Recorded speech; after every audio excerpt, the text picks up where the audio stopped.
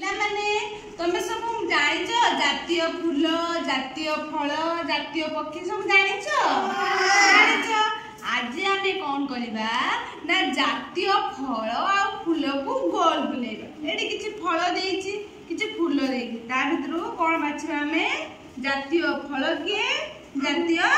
फूल किए। फास्ट एटा कोन देइछि रे पिला माने सेव एटा कोन आंबो एटा कोन अन्य चित्र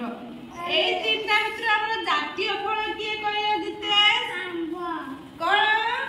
सब आंबो आंबो आंबो कोन करिबा कोन बुला बुलबुला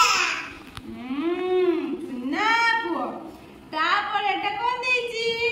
कदली बैर आंबो तार जातीय फल किए आंबो को गोल बुलाओ काना एटी साइज हे गोस हां तापर तीनटा फूल दे एटा कोन पद्म फूल